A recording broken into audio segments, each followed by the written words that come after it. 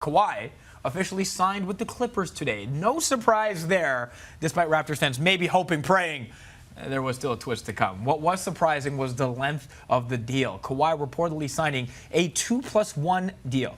2 years guaranteed, plus a player option for a third. Not the 4-year max deal we were expecting. Now, this deal lines his contract up with Paul George's. It sets them both up for potential free agency in 2021. More on that in a hot second, because, yeah. First, Masai Ujiri speaking for the first time since Kawhi's decision last night at Summer League in Vegas. His message to Raptors fans, well, simply put, it's time to move on.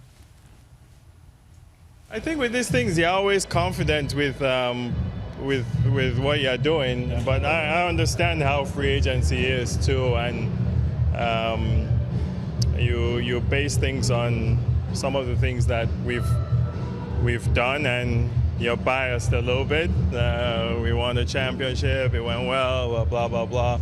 But I know I'm not naive to think that in free agency it doesn't change.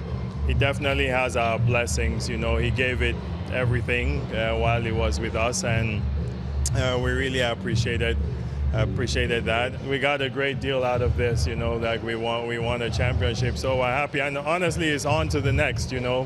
This is the NBA, and this is how it works. I always say there's no time to go out and you can't cry.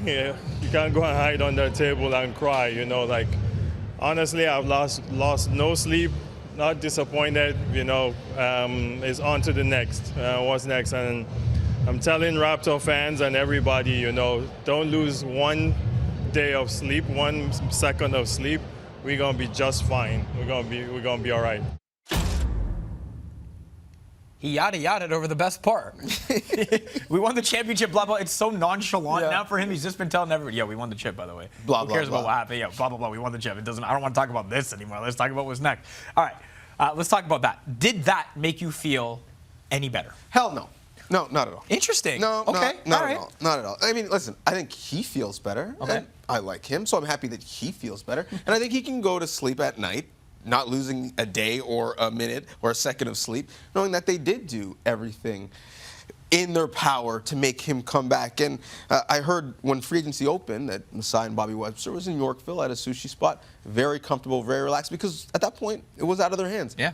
But as a fan, do I feel better? No. Man. Because I enjoyed watching the fun guy. No. And listen, I don't care if Stanley Johnson is walking through that door, or Rondé Hollis Jefferson is walking through that door. They are, by the way, walking through that door. Or Matt Thomas, or Terrence Davis is walking through that door. Wait, we're not slandering Matt Thomas. He had the 99% unguarded shooting percentage overseas. We are not slandering Matt Thomas on this show or any show. Overseas. All right. The fun guy's not walking through that door. And so, yeah, no, I don't feel better at all. Because you went from a championship to... Look. The purgatory that is the mediocrity of the NBA? Went from the champion. Look, I haven't learned a lot of things in life. I have learned that if Masai Ujiri tells me to feel a certain way, I'm going to feel a certain way, right? And he's telling me not to worry. And if I'm a fan, I'm actually, like, breathing a little bit more of a sigh of relief after that, right? Look, I'll tell you what Masai didn't say. He didn't say, move on with your lives and don't care about the season that was. Like, a lot of people were adding me yesterday when I put the quote out there on Twitter. See, Masai doesn't care, so we shouldn't care about Kawhi either. Forget that. That is not what he said. That is not what he said. He actually, further in the clip, went on to say that he texted Kawhi. Kawhi has our blessing to go to LA. Me and Kawhi are good. It is, and we'll get to the other part of what he said a little later. I just think that makes me feel a lot better. Generally, when Masai speaks, as a human, I feel better. But there's just so much confidence that he exudes when he speaks. There's so much benefit of the doubt that they've earned by getting this team to what many thought was the place they would never get to. And so, yes, it's not going to be the same season. You're dumb to think it will, respectfully. Not you, I'm saying in general. If you think this team is going to compete for a championship, that's not what I'm saying. I'm saying if you don't have belief that Masai, Bobby, the staff, the team are going to figure out what's next, then you haven't been following this team for a while. And so I get that people haven't been following this team for a while because not a lot of new fans have hopped on. Well, trust this guy. He said, have faith in your city, believe in yourself, and they got it done. Toronto's no longer the Toronto of old. It's not the perception of old anymore, right? And he's trying to exude that to everybody. They're going to be all right. And I think that's fine. Yeah, but I think that perception is different based on where you set the expectations. Life is all about expectations. And so after winning a championship, you think that at least you want to hope to defend. That would be fun. And so do I feel better about this team in the short term and them being able to meet those championship expectations? Again, hell no. But do I feel better maybe 2 years from now when you've got so much money off the books? A year from now, they're going to have $90 million plus off the books, and the roster of dudes in 2020, 2021. So let's get to that in a hot second. Who possibly could be talking to Masai? Well, then that's a different conversation. So let's get to that in 1 second. I want to highlight one other thing Masai said. He was asked about the process and if Kawhi and his camp were up front in everything that happened. We heard sources say this. Last week was hell. And also the best week ever because of all the different opinions that were being spewed out there, none of which seemed to be correct. Well, Masai was asked about all of that and Kawhi and his camp's honesty through the process. Did you think Kawhi was fairly upfront with you during the process, and how did the meeting go in general with him? I think he was. Kawhi was. Was anybody not? I know what we're dealing with here, and I appreciate what the process was, and I know free agency. I know how it works. It's not my first rodeo, so things are going to go up and down. This was a different kind of free agency. It's high stakes, and we understood that. Shot fired? At whom? A subliminal shot. Wasn't that subliminal? Not with that pause and that smirk. Not with that pause and that smirk. But he didn't say he didn't say call any names. No. It wasn't a total diss record. No. It's just a little verse that was a little subliminal shot. So who was he taking the shot at? I mean, there's only so many usual suspects, right? Naturally, some people have already drawn the conclusion that, well, he's clearly talking about Uncle D, Uncle Dennis, who went quickly from the guy who was Masai's hype man telling the crowd to cheer for him at the parade to now being the person who was less than forward. I mean, you could extrapolate that out and think, well, is it Sam Presti who potentially could have tried to leverage the Raptors against the Clippers? Could it be someone in the Clippers organization who's basically stalked Kawhi Leonard and virtually tampered openly for a season? So who knows? But the suspect that most people think it is Uncle Dennis. I don't disagree. I put that out there yesterday. Like, did we all have Uncle Dennis wrong? And were we just deceived by his, 5 more years joining in that chant at the parade, the hype man of Masai? Was he the one orchestrating this? Maybe. We don't know for sure. But it seems, again, and what I want people to take away from this, because a lot of people are being negative towards Kawhi Leonard here for choosing to go home. And, again, you can have your opinions, and that's fine. Masai, again, said, Kawhi was very upfront with me through all of this. I kind of respect that he had to say that again and put that out there to not slander the player at all. Now, maybe that's just putting him in the good books as well because, again, we saw the contract that details reportedly that came out today, and maybe in 2 years, if things don't work in La La Land, there's another opportunity to try again up north. But Masai wasn't there to take shots at anybody, and I was here for that. I was here for the class and the upstanding notion that he kind of handled all that with. Yeah, I mean, one, I don't know how many options he had. Like, if he was going to say he wasn't up front, he's not going to say it live on camera. He's going to give that info to somebody off the record for someone to write a story. But even if he was up front, if he wasn't, tell me if I'm wrong. My perspective is, who cares? If you got broken up with, it doesn't matter if they tell you the real reason or they don't. If they say, it's not you, it's me. The point is that you just got broken up with. So I don't know why Masai really would feel... It's because people are looking for someone to blame. People are looking for someone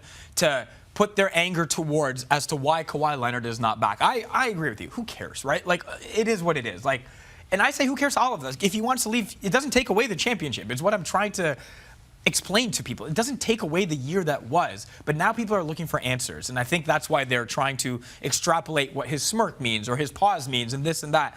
And I kind of understand. The answer is he was a free agent, which that's is collectively the simple bargained, answer. Yes, and that he never asked to be here in the first place. They traded for him, knowing that this was a real risk, calculated the risk, realest of risks. But it was worth it because they're about to hang a banner. If someone wants to be upset, it should be Thunder fans with Paul George, who had a concert with Westbrook and Nas and was smoking cigars and came back and had 2+1 left on the deal and said, "Peace, I'm going back home to LA." When he could have went to LA last year in free agency, like.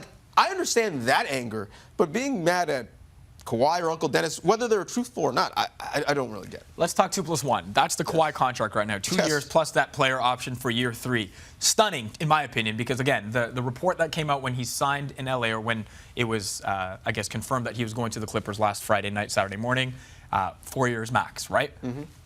3 years, $103 million, opt out after 2 years. The Clippers just hemorrhaged their entire future to have Kawhi Leonard and Paul George on that team. Kawhi for what they thought was 4 years. Paul George's contract has that option, like you said, after 2 years as well. My God, if this doesn't work in 2 years, that Clippers team is a sorry, sorry team, especially if both these players want to go elsewhere. You hate to see it. You do. Don't you? Right? You hate to see it. That's why the playoffs are going to be such, and Masai used the word high stakes, because if the Lakers don't win it all, there's going to be real pressure. If Milwaukee doesn't win it all with Giannis coming off the Bucks, it's going to be real pressure. Philadelphia, they've put all their chips in the middle of the table. And the Clippers are now working on a clock.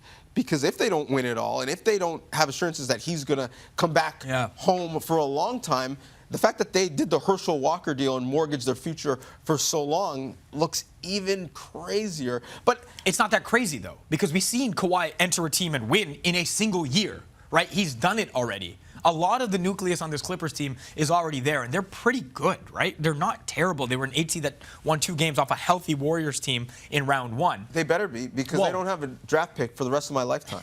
So they better be pretty good baby's lifetime right now. Too, man. Yeah. The interesting thing is, and you mentioned that you were surprised. I was surprised. But you were surprised because of what was reported. I think the only thing that we've learned in this free agency is that everything that is reported about Kawhi Leonard is probably a half-truth, if that. If that. Because we heard he was only doing a 5-year deal. It was 2+1. 99% he's coming to Toronto. Lakers are in the lead. We heard so many things, and most of them ended up not being the case. Okay, so if you're the Clippers in 2 years, okay, you haven't won yet, but you still want to try. Are you paying Paul George his max 5 years, $253 million? Kawhi's max 4 years, $196 million. That's $100 million for 2 players for a single season. The cap is expected to hover around 123, 125, $125 million. You putting that money into those 2 players to try and do it again? Maybe not Paul George. Yes, of course. Listen, Guy. Steve Ballmer paid for you're his paying franchise. Paul George $50+ million a year? And Paul George, playoff P? And I'll say, bye-bye Dame Lillard in his face? Only relative to other contracts in the league do we think that at all that might be a bad deal. Relative to what Paul George and Kawhi Leonard are going to make for the Los Angeles Clippers, that's a great deal. I'm not talking about relative to what they're going to earn the team. That's not it. I'm talking about relative to the cap. Steve Ballmer's bank account is thinking that. But the cap is the cap. But his bank account is his bank tax. account. This guy paid $2 billion in cash. In cash. It was nothing. Certified check, money draft, what do you want? I got it. In cash. So do you think he's sweating on paying Paul George or Kawhi Leonard ridiculous money when he's making more money off of them? I don't think so. Man, I don't know. Look, again, it's not about how much money your owner has. I don't think it's as simple as that. I think it comes down to the tax. And again, if the Warriors re-sign Kevin Durant, that's $1 billion extra cost for them through the life of his max deal. And they're going into the Chase Center and they're selling suites and they're going to make more than $1 billion off of him. They could make more money if they didn't re-sign him, right? Is my point. And so, look, the bigger point in all of this is... You think the Warriors can make more money without Kevin Durant? No, I'm saying you earn more.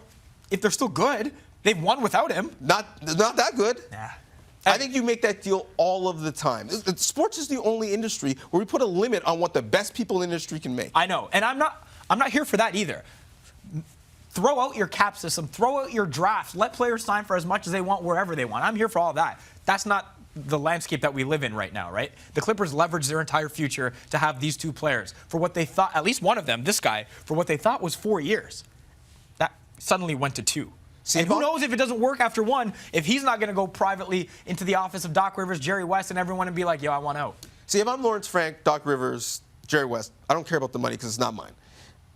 But if I'm Steve Ballmer, and this might sound crazy, the cost in picks I care about more than the cost in actual dollars. Those are gone, by the way. Because those picks are gone. You're not getting it back. You're going to get that money back. You're going to make money off of these guys. Fine. They're franchised for the first time probably since Lob City, and maybe ever, is a real relevant player in that marketplace, and you can't put a number on that.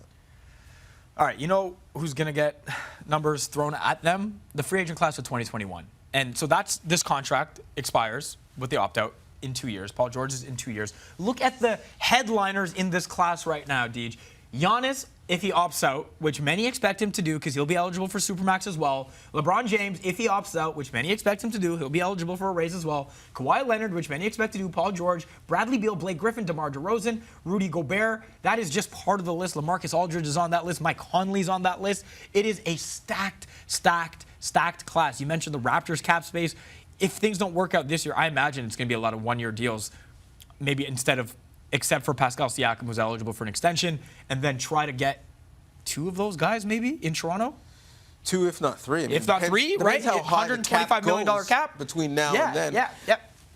You mentioned one-year deals. The deals that we saw late in the offseason, they're all 2-year deals. Yes. Everyone is keeping their books That clean. 2021 money open, man. Yes. And I think the guy on the list, to me, that is the most fascinating, if you're a Canadian basketball fan, would be Giannis. Yep. And I'm looking forward to, and that's when it's going to start to change. In this conversation we've had as a country about, oh my goodness, the Raptors, American players don't want to play here. It's tough, passports and customs and television. It is, but I actually think it's going to switch where this franchise is going to be positioned where international players, Rudy Gobert, Giannis, Luka Doncic, are not afraid to cross the border. Right. They might actually be interested in it because that's the way life is in Europe. And I think that scenario that we talk about all the time might flip.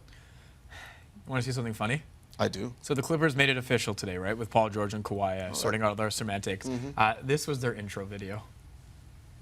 Ladies and gentlemen, we got him.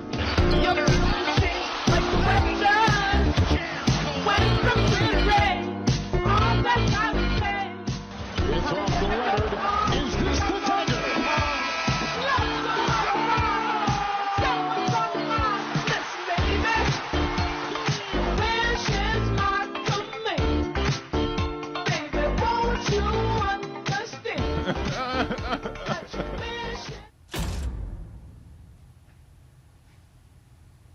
Should we go to break? That was cute. Why was there a guy breakdancing in the middle of that? I don't know. Because It's they're like a random guy. struggling for content to fill that wasn't Kawhi making plays in other people's uniforms.